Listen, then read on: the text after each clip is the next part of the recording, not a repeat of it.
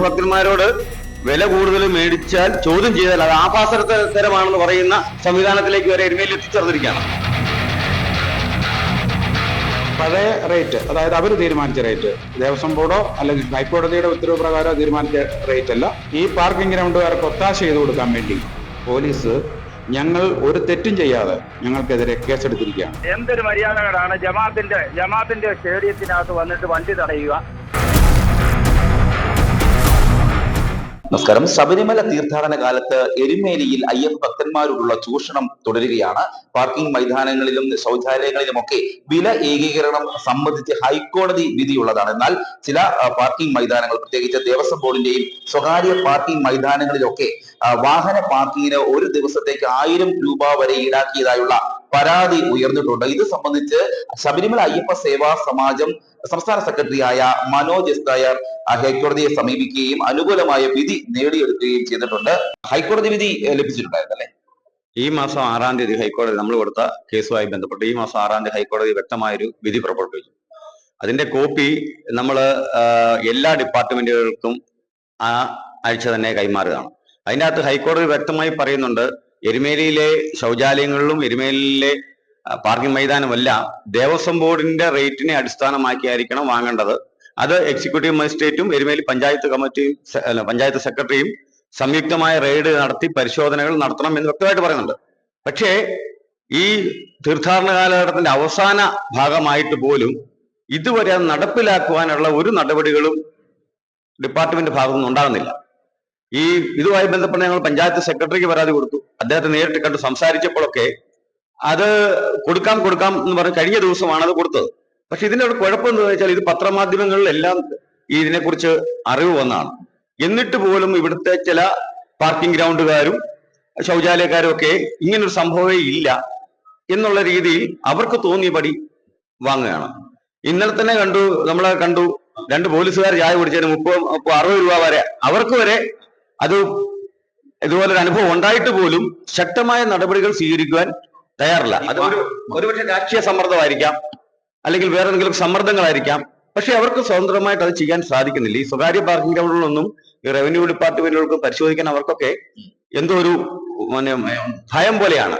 പക്ഷെ അതാണ് നമ്മുടെ ഹൈക്കോടതിയുടെ വിധി ഉള്ളത് കൊണ്ട് അവർക്ക് ധൈര്യമായിട്ട് കയറാം. ഹൈക്കോടതിയുടെ വിധിയാണ്. ഇനി നമ്മൾ അതിനെ ഹൈക്കോടതിയിൽ തന്നെ വീണ്ടും നമ്മൾ പോവുകയാണ്. ഈ വിധി നടപ്പിലാക്കുവാൻ ഉദ്യോഗസ്ഥന്മാർ തയ്യാറാകുന്നില്ല. അതുകൊണ്ട് ഹൈക്കോടതി എന്താണെന്ന് വെച്ചാൽ നടപടി ഉണ്ടാകണം എന്ന് പറഞ്ഞ് നമ്മൾ വീണ്ടും പോവുകയാണ്. 1000 രൂപയൊക്കെ വാങ്ങിയെന്ന് പറയുന്നു കാറിനൊക്കെ. ശരിയാണ്. ഇതിൻ്റെ അകത്തുള്ള ഒരു തർക്കവും നമുക്കൊരു ഉണ്ടാകുന്ന ഒരു കൺഫ്യൂഷൻ ആണെന്ന് ചോദിച്ചാല്, ഈ അയ്യഭക്തന്മാർ ഇവിടെ വരുന്നുണ്ട്. വന്നിട്ട് ചിലര് ഈ വണ്ടി ഇവിടെ ഇട്ടിട്ട് നടന്നു പോകും, തിരിച്ചു വന്നിട്ടുണ്ട്. ഇവർക്കൊക്കെ ഉണ്ടാകുന്ന ഒരു വിഷയം ഇവർ പറയുന്നത് അത് സ്റ്റേ വണ്ടിയാണ്. സ്റ്റേ വണ്ടിയാണെങ്കിൽ ഒരു വണ്ടി 24 മണിക്കൂർ നേരത്തേക്കിനാണ് ഈ പറയുന്ന റേറ്റ് ദേവസ്വം ബോർഡ് പറഞ്ഞിരിക്കുന്നത്. 2 ദിവസമാണെങ്കിൽ ആ 2 ദിവസത്തെ ചാർജിലേ വാങ്ങാൻ പറ്റും.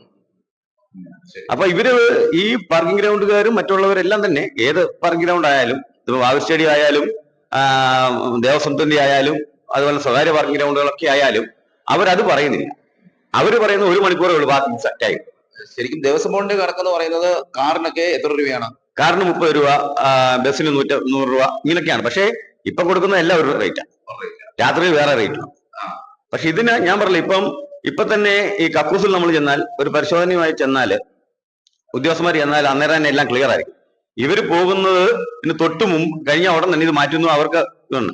അതുപോലെ തന്നെ ഏറ്റവും വലിയ ഒരു ഗുരുതരമായ ഒരു ആരോപണം എന്ന് പറഞ്ഞാല്, ഈ റവന്യൂ സ്ക്വാഡൊക്കെ ഇറങ്ങുന്നതിന് മുമ്പ് ഈ കോൺട്രാക്ടർമാരുടെ വാട്സാപ്പിലേക്ക് മെസ്സേജ് വരുക, ഞങ്ങൾ ഇറങ്ങുന്നു. അപ്പൊ ഇവർ വരുമ്പോൾ എല്ലാം ക്ലിയറാണ്. അപ്പൊ അങ്ങനെ ഒരു നടപടി ഉണ്ടാകുന്നുണ്ട്. അത് ആരുടെ ഭാഗത്തു നിന്നാണ് ഇതുണ്ടാകുന്നത് എന്നുള്ളത് റവന്യൂ ഉദ്യോഗസ്ഥന്മാരാണ് അത് കണ്ടുപിടിക്കേണ്ടത്. പക്ഷെ ഇങ്ങനൊരു സാഹചര്യം ഉള്ളതായിട്ട് കഴിഞ്ഞ വർഷവും ഈ വർഷവും അങ്ങനെ ഒരു ആരോപണമുണ്ട്. അതുപോലെ തന്നെ ഇതിനെ ചോദ്യം ചെയ്യുന്ന, അതായത് ഈ അയ്യപ്പ സേവാ സമാജം ഉൾപ്പെടെയുള്ള ഹൈന്ദവ സംഘടനകൾ ചേർന്നാണ് കർമ്മസമിതി, ശബരിമല കർമ്മസമിതി. അപ്പൊ ഇതിനെ പലപ്പോഴും അയ്യപ്പ ഭക്തന്മാർ പരാതി പറയുമ്പോൾ നമ്മളുടെ പ്രവർത്തകർ അവിടെ പോകാറുണ്ട്. ഇവരൊക്കെ ആയിട്ട് സംസാരിക്കുമ്പോൾ ഈ കഴിഞ്ഞ ദിവസം നമ്മുടെ ജമാഅത്ത് പ്രസിഡന്റ് പറഞ്ഞു കൂട്ടുകാണ്ട് ഇതേപോലെ അയാണ്ട് ആഭാസത്തരം ആണ് കാണിക്കുന്നത്. അതായത് അയ്യപ്പ ഭക്തന്മാരോട് വില കൂടുതൽ മേടിച്ചാൽ ചോദ്യം ചെയ്താൽ അത് ആഭാസത്തരമാണെന്ന് പറയുന്ന സംവിധാനത്തിലേക്ക് വരെ എരുമേലി എത്തിച്ചേർന്നിരിക്കുകയാണ്. അപ്പൊ ഇത് നമ്മൾ നമുക്ക് ആരോടും വ്യക്തിപരമായിട്ടൊരു വിരോധമില്ല. ഒരു പാർക്കിംഗ് ഗ്രൗണ്ടുകാരോടോ ശൗചാലയക്കാരോടോ നമുക്കില്ല. പക്ഷെ അവർ അയ്യപ്പ ഭക്തന്മാരെ ചൂഷണം ചെയ്യുമ്പോൾ അത് അയ്യപ്പ ഭക്തന്മാരൊന്ന് പരാതി പറയുമ്പോഴാണ് നമ്മൾ പോകുന്നത്. അയ്യപ്പ ഭക്തന്മാരിൽ നിന്നും അമിത ചാർജ് ഈടാക്കിയെന്നുള്ള നിരവധി പരാതികളാണ് അയ്യപ്പ ഭക്ത സംഘടനകൾക്ക് ലഭിക്കുന്നത്. പോലീസിൽ പരാതി അറിയിച്ചിട്ട് യാതൊരു കാര്യവുമില്ല. അതേ തുടർന്ന് ഈ സംഘടനാ നേതാക്കൾ തന്നെ ഈ വിഷയം അന്വേഷിക്കുന്നതിനായി പാർക്കിംഗ് ഗ്രൗണ്ടിൽ എത്തുന്നു. അപ്പോൾ പലപ്പോഴും തർക്കങ്ങൾക്കും സംഘർഷത്തിലേക്കൊക്കെ വഴിവെക്കുന്നുണ്ട്. എന്നാൽ പോലീസ് ഈ അയ്യപ്പ ഭക്ത സംഘടനാ പ്രതിനിധികളോട് മോശമായി പെരുമാറുന്നതായും കേസെടുക്കുന്നതൊക്കെയാണ് ശബരിമല കർമ്മസമിതിയുടെ ആരോപണം. ഇന്നലെ നിങ്ങൾ ഏത് സാഹചര്യത്തിലാണ് അവിടെ പോയത്? നിലവിൽ ഹൈക്കോടതിയുടെ ഒരു വിധി വന്നിട്ടുണ്ടല്ലോ. അപ്പോൾ അതനുസരിച്ചിട്ട് ശക്തമായ നടപടികളൊന്നും സ്വീകരിക്കുന്നില്ല. അങ്ങനെ വ്യാപകമായിട്ടുള്ള പരാതികൾ പല ഗ്രൗണ്ടുകളിൽ നിന്നൊക്കെ നമുക്ക് കിട്ടാറുണ്ട്. അപ്പോൾ സ്വാഭാവികമായിട്ടും നമ്മളത് അതിന്റെ ഒരു അന്വേഷണം എന്ന നിലയിൽ ഞങ്ങൾ കഴിഞ്ഞ ദിവസം പല ഗ്രൗണ്ടുകളിലും പോയ കൂട്ടത്തിൽ ജമാഅത്ത് സ്റ്റേഡിയത്തിൽ നമ്മൾ പോയിരുന്നു.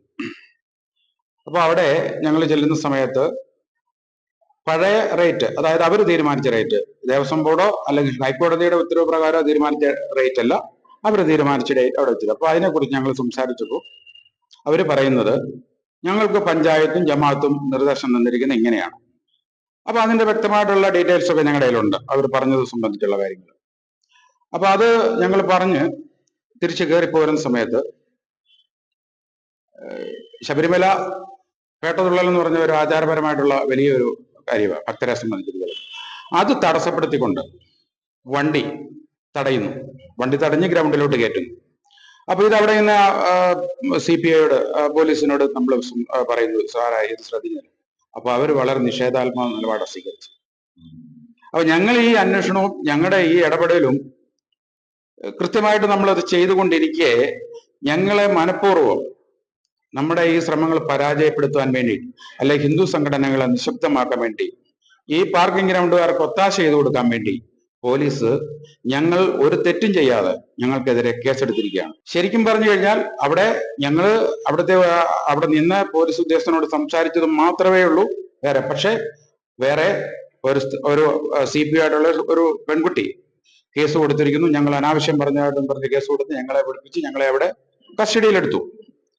അപ്പൊ ഈ പോലീസിന്റെ ഇത്തരം നിലപാടുകൾ, സത്യം അറിയാതുള്ള നിലപാടുകൾ, പാർക്കിംഗ് ഗ്രൗണ്ടുകാര് ഈ അയ്യപ്പന്മാരെ ചൂഷണം ചെയ്യുന്നത് സംബന്ധിച്ച് അവർക്ക് ഒത്താശ ചെയ്യുന്ന ഒരു നിലപാടിലേക്ക് പോലീസ് പോയി എന്നാണ് ഞങ്ങൾക്ക് മനസ്സിലാകുന്നത്. ഞങ്ങൾ പിന്നെ ആരോട് പറയണം? എല്ലാ വേദികളിലും എല്ലാ ഉദ്യോഗസ്ഥരോടും, റവന്യൂ ഡിപ്പാർട്ട്മെന്റിലായാലും പോലീസിന്റെ ഭാഗത്തായാലും ഞങ്ങൾ പറഞ്ഞിട്ടുണ്ട്. ഇതിന്റെ കോട്ടയം ജില്ലാ പോലീസ് മേധാവിയുടെ ഒരു പത്രസമ്മേളനം ഉണ്ടായിരുന്നല്ലോ, ഒരു അവലോകന യോഗം കഴിഞ്ഞിട്ട്. അദ്ദേഹം പറഞ്ഞു ഇത്തരം ഈ അമിത ചാർജ് ഈടാക്കുന്നവർക്കെതിരെ ശക്തമായ നടപടി സ്വീകരിക്കണം. പക്ഷെ ഒന്നും സ്വീകരിച്ച് നമ്മൾ ഇതുവരെ കണ്ടിട്ടില്ല. അപ്പം ഈ അയ്യപ്പന്മാർ ഇവിടെ നേരിടുന്ന ആ പ്രശ്നങ്ങള് ഞങ്ങളുടെ ശ്രദ്ധയിൽ വരുന്ന സമയത്ത് അതൊന്ന് അന്വേഷിക്കാൻ പോലും പോകാനായിട്ടുള്ള സാഹചര്യം ഇപ്പൊ ഇല്ല. ഞങ്ങളെ കള്ളക്കേസിൽ കുടുക്കി ഞങ്ങളെ നിശബ്ദരാക്കാനായിട്ടാണ് പ്രശ്നം. ഇന്നലെ ജമാഅത്ത് പ്രസിഡന്റ് ഭാഗത്തു നിന്നുണ്ടായത് ഞങ്ങൾ ആഭാസത്തരം കാണിക്കുന്നു എന്നാണ് പറഞ്ഞത്. ഒരു ജമാഅത്ത് പ്രസിഡന്റ് ഒരിക്കലും അങ്ങനെ പറയാൻ പാടില്ലാത്തതാണ്. ഞങ്ങൾ ഇത് അന്വേഷിക്കാൻ പോയതുകൊണ്ട് ഞങ്ങൾ ആഭാസന്മാരും ഹിന്ദു സംഘടനാ നേതാക്കന്മാരും ആഭാസന്മാരും ഗുണ്ടകളും എന്ന നിലയിൽ അദ്ദേഹം വളരെ ശക്തമായ രീതിയിൽ ശബരിമല കർമ്മസമിതി പ്രസിഡന്റ് എന്ന നിലയിൽ ആ സംഭവത്തെ ഞാൻ അപലപിക്കുകയാണ്. ശക്തമായ ജമാഅത്തിന്റെ ഭരണകൂടങ്ങൾ അല്ലെങ്കിൽ ഭരണ കമ്മിറ്റികൾ അവർ കൃത്യമായിട്ട് ഈ പ്രസിഡന്റിനെ തിരുത്തി മുന്നോട്ട് പോകണം. എരുമേലിലെ മതമൈത്രി തകർക്കുന്ന യാതൊരു പ്രസ്താവനകളും ജമാഅത്ത് പ്രസിഡന്റ് ഭാഗത്തുനിന്ന് ഉണ്ടാകരുത് എന്ന് മാത്രമാണ് ഞങ്ങളുടെ അഭ്യർത്ഥന. നിങ്ങൾ മജിസ്ട്രേറ്റിന് പരാതി നൽകിയിരുന്നല്ലേ? കൊടുത്തിരുന്നു. അപ്പൊ ഇത് പോലീസിലും ഒന്നും ചെയ്യാൻ അവർക്ക് സാധിക്കത്തില്ല എന്ന് പറഞ്ഞതുകൊണ്ട് അവരാണ് ഇതിന്റെ അതോറിറ്റി എന്ന് പറഞ്ഞുകൊണ്ട് ഞങ്ങൾ എക്സിക്യൂട്ടീവ് മജിസ്ട്രേറ്റിനെ ഇന്നലെ രാത്രി പോയി കണ്ടു. ഇതുവരെയുള്ള എല്ലാ രേഖകളും ബഹുമാനപ്പെട്ട മജിസ്ട്രേറ്റിന് കൈമാറിയിട്ടുണ്ട്. ഇതിന്റെ ഞങ്ങളുടെ പരാതിയുടെ അടിസ്ഥാനത്തിൽ ഇന്നലെ തന്നെ പരിശോധനയ്ക്ക് പോയിരുന്നു. അവർക്ക് നേരിട്ട് ഈ കാര്യങ്ങൾ ബോധ്യപ്പെട്ടതുമാണ്. അപ്പോൾ അത് കൃത്യമായിട്ട് എന്ത് നടപടി സ്വീകരിച്ചു എന്നുള്ളതിനെ കുറിച്ച് ഇപ്പം നമുക്കറിയില്ല.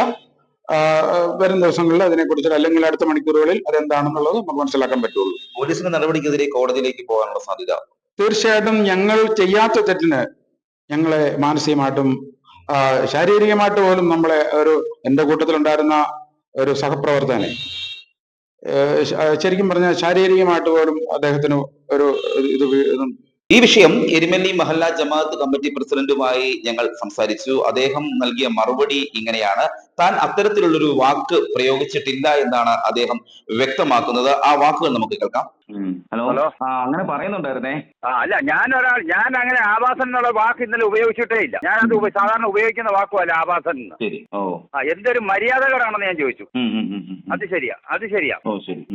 എന്തൊരു മര്യാദകളാണ് ജമാഅത്തിന്റെ സ്റ്റേഡിയത്തിനകത്ത് വന്നിട്ട് വണ്ടി തടയുക, ജമാഅത്തിന്റെ അവിടെ വണ്ടി ഇറങ്ങിക്കൊണ്ടിരിക്കുന്നവരെ ഉപദ്രവിക്കുക, അവിടെ നിൽക്കുന്ന പോലീസുകാരെ പിടിച്ച് തള്ളുക, കാക്കൂസിന്റെ അവിടെ വന്നിട്ട് അടയ്ക്കാൻ പറയുക, കൊടുക്കാൻ പറ്റിയതെന്ന് പറയുക. ഇതൊക്കെ പറയാൻ അവർക്കാരാ അധികാരം കൊടുത്തതെന്ന് ഞാൻ ചോദിച്ചത് അഡീഷണൽ മജിസ്ട്രേറ്റ് എന്നും പറഞ്ഞ ഡെപ്യൂട്ടി കളക്ടറോടാ. ഇവരോട് സംസാരിച്ചിട്ടുമില്ല. അവരോട് ഒരാളിനോട് സംസാരിച്ചിട്ടില്ല. അതിൽ ഒന്ന് രണ്ട് പേരോട് നിൽപ്പുണ്ട്. ഒരാളിനോട് ഞാൻ സംസാരിച്ചിട്ടില്ല. ഞാൻ അഡീഷണൽ മജിസ്ട്രേറ്റ് എന്നും പറഞ്ഞു വന്ന ഒരു ലേഡിയുണ്ട്, ഡെപ്യൂട്ടി കളക്ടർ. അവരെന്നെ സ്വയം പരിചയപ്പെടുത്തിയത് അവരെ ഡെപ്യൂട്ടി കളക്ടർ അഡീഷണൽ മജിസ്ട്രേറ്റ് ആണ് എന്നും പറഞ്ഞ. അവരോട് ഞാൻ ചോദിച്ചതേ ഉള്ളൂ. അവരോട് ഞാൻ ചോദിച്ചു, മാഡം നിങ്ങൾ ഇവിടെ വന്ന് ജമാഅത്തിന്റെ സ്റ്റേഡിയത്തിൽ വന്ന് വണ്ടി തടയാനും വണ്ടി അറസ്റ്റിലായിരിക്കാനും നിങ്ങൾ ഏൽപ്പിച്ചിട്ടുണ്ടോ? എസ്ഐയോട് ഞാൻ ചോദിച്ചു, പോലീസ് അവരോട് നടപ്പാക്കാൻ പറഞ്ഞിട്ടുണ്ടോ? അത് എത്ര മര്യാദകളാണ് നമ്മുടെ സ്റ്റേഡിയത്തിൽ വന്ന് ഇങ്ങനെ കാണിക്കുന്നത്? അല്ല, ആവാസന്മാരോടൊന്നും ഞാൻ പറയുന്നില്ല. എന്തൊരു മര്യാദകളാണെന്ന് വാക്ക് ഉപയോഗിച്ചു. അത് മര്യാദകൾ കാണിക്കുന്നതല്ല ഉപയോഗിച്ചത്. അല്ല, ഉപയോഗിക്കേണ്ട കാര്യമില്ലല്ലോ. അവര് ഒരു ദിവസം വന്ന് പറഞ്ഞു പോയി. എന്നും നിരന്തരം ഇത് വന്നിട്ട് ഇപ്പൊ 10 വണ്ടി കയറുന്ന സമയത്ത് നിരന്തരം വന്ന് ഈ സ്റ്റേഡിയം വന്ന് തേടി തിരിച്ച് അവർ ചെയ്യുക എന്ന് പറഞ്ഞു കഴിഞ്ഞാൽ അതൊക്കെ അതിനകത്തുള്ള മര്യാദയുണ്ടോ? അവരിപ്പോ ഞാൻ അവരോട് പറഞ്ഞില്ല. ഞാൻ മാഡത്തിനോട് ഞാൻ പറഞ്ഞു, ഇപ്പോഴവർ കാണിച്ചിരിക്കുന്ന പരിപാടി ശരി, അവർ റൈറ്റാണത്. കാരണം അവര് ഇവിടെ ക്രമക്കേട് നടക്കുന്നതെന്ന് അവർക്ക് ബോധ്യം, അവർക്ക് പിന്നെ സംശയം ഉണ്ടെങ്കിൽ അവര് പരാതി കൊടുത്തതനുസരിച്ച് അതിന്റെ അതോറിറ്റി ആരെങ്കിലും വന്ന് പരിശോധിക്കുന്നു, നടപടി എടുക്കുന്നു. അതൊക്കെ. അല്ലാതെ ഇവരോട് നടപടി എടുക്കാനും ഇവരോട് നമ്മളെ ഭരിക്കാനും നമ്മളെ ശാസിക്കാനും ഇവർക്ക് ആരും അധികാരം കൊടുത്തു? അങ്ങനെ ആരെങ്കിലും അധികാരം കൊടുത്തിട്ടുണ്ടോ? ആ ചോദ്യം ഞാൻ ചോദിച്ചോ? അത് അവരോടല്ല ചോദിച്ചത്. ആ ചോദ്യം ചോദിച്ചത് അവരോടല്ല. അഡീഷണൽ മജിസ്ട്രേറ്റ് എന്ന് പറഞ്ഞു വന്ന ഒരു ലേഡിയുണ്ട്, അവരോടാണ് ഞാൻ ചോദിച്ചത്. അല്ല, ഞാൻ ആ ആവാസം എന്നുള്ള വാക്ക് ഉപയോഗിച്ചിട്ടില്ല. ഞാൻ സാധാരണ ഉപയോഗിക്കുന്ന വാക്കേ അല്ല അത്. എന്റെ നിഘണ്ടുവിൽ പോലും ആ വാക്കില്ല.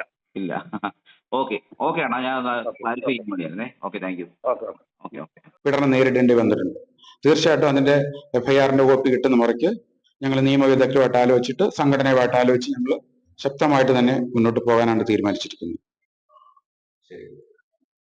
നിരവധിയായ പരാതികൾ ഉയർന്നിട്ടും ഹൈക്കോടതിയുടെ ഉത്തരവുണ്ടായിട്ടും പോലീസോ പഞ്ചായത്തോ റവന്യൂ സ്ക്വാഡോ ഇതിനെതിരെ യാതൊരു നടപടിയും സ്വീകരിക്കുന്നില്ല എന്നുള്ളതാണ് വ്യാപകമായി പരാതി ഇപ്പോൾ ഉയർന്നിരിക്കുന്നത്. ഇതിന് അയ്യപ്പ ഭക്ത സംഘടനകളുടെ പ്രതിഷേധവും അറിയിച്ചിട്ടുണ്ട്. ഇക്കാര്യത്തിൽ ശാശ്വതമായ ഒരു പരിഹാരം തേടി അയ്യപ്പ ഭക്തന്മാരിൽ നിന്നും വലിയ തുക ഈടാക്കി കൊള്ള നടത്തുന്നത് അവസാനിപ്പിക്കണമെന്നാണ് അയ്യപ്പ ഭക്ത സംഘടനകൾ ആവശ്യപ്പെടുന്നത്. Cameraman ജിതിനൊപ്പം CR star, Marunadan Malayali, Kottayam.